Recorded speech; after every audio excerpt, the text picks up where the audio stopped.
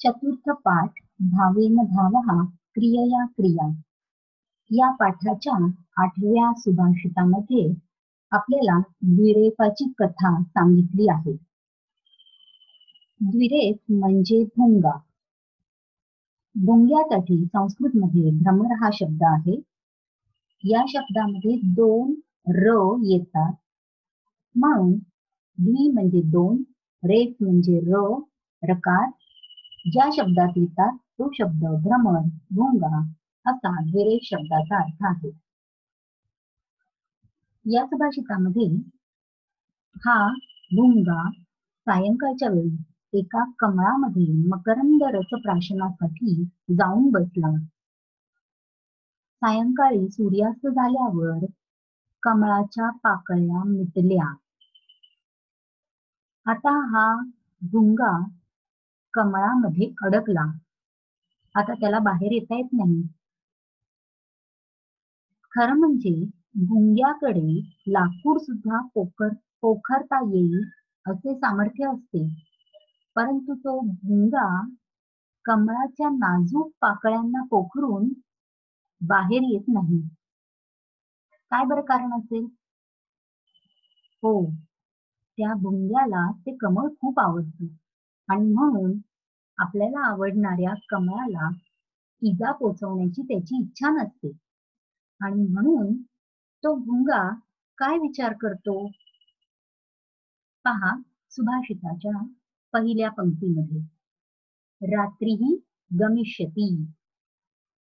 विसर्गाचा र झाला असा हा संधी आहे. तो विचार करतो की रात्र निघून जाईल, थोडीशी वाट बघूया, रात्र काय कशीही निघून जाईल.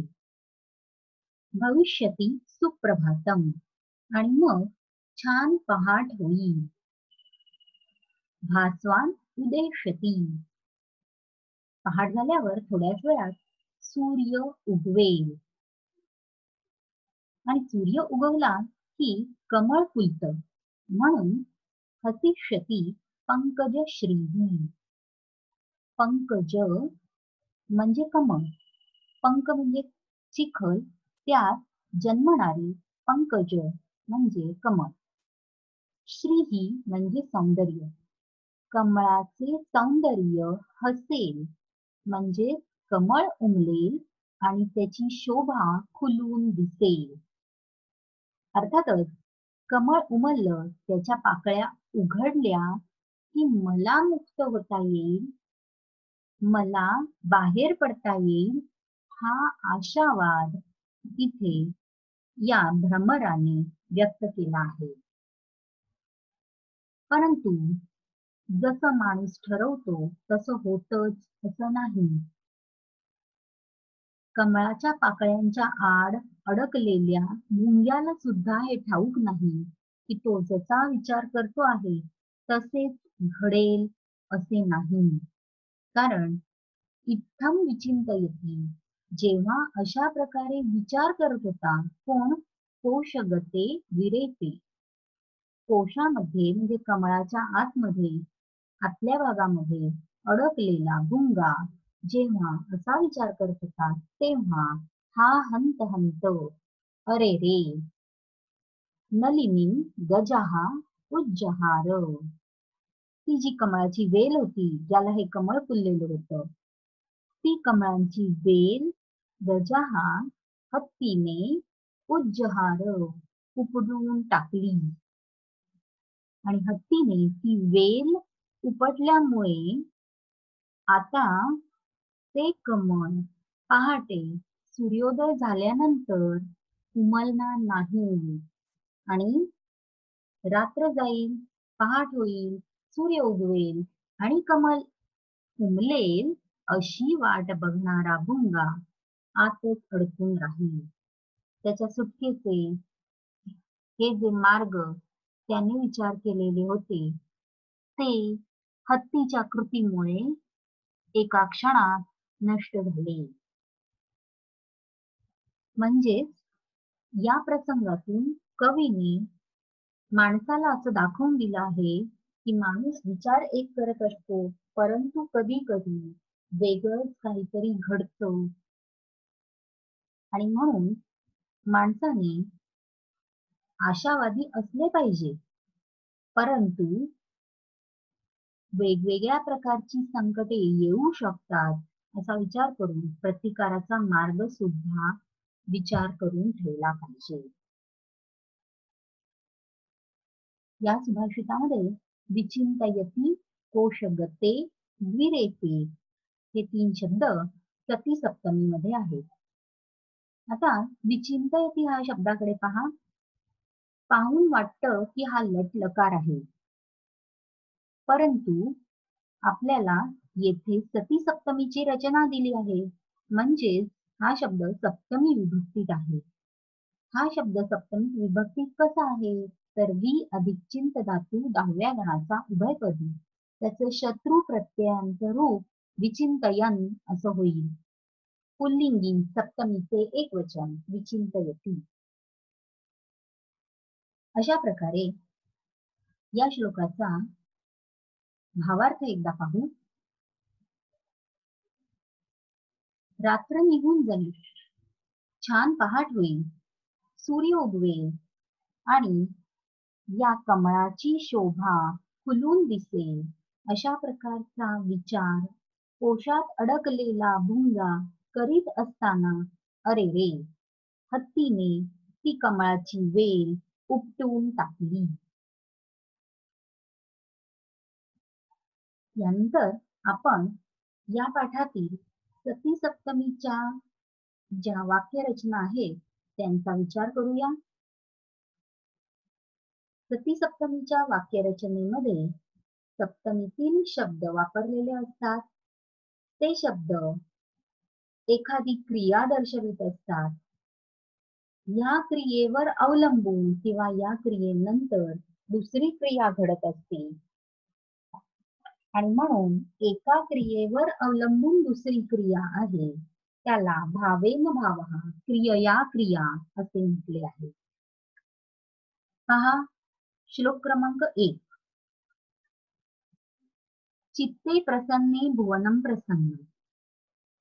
म्हणजे जर आपलं चित्त प्रसन्न असेल तर सगळं जग प्रसन्न असतं.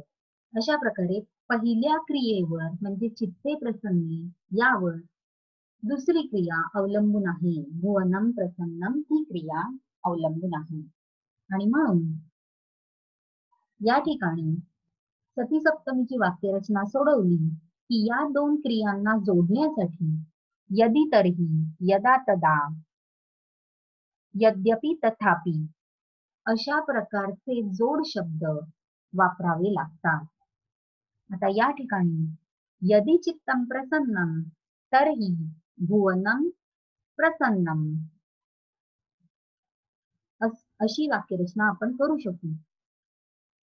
त्याचप्रमाणे दुसऱ्या वाक्यात चित्ते विषण्णे भुवनं विषण्णं या ठिकाणी यदा चित्तं विषण्णं तदा भुवनं विषण्णं असे आपण म्हणू शकतो. दुसऱ्या श्लोकामध्ये उदिते सहस्रांशौ न खद्योतः न चंद्रमाः या ठिकाणी यदा उदितः सहस्रांशुः तदा न खद्योतः न चंद्रमाः. श्लोक क्रमांक 3. कार्यकाले समुत्पन्ने न सा विद्या न तद्धनम. हे वाक्य वेगळ्या प्रकारे म्हणजे सती सप्तमी वाक्यरचना न घेतली तर यदा कार्यकालः समुत्पन्नः तदा न सा विद्या न तद्धनम असं हे वाक्य होईल.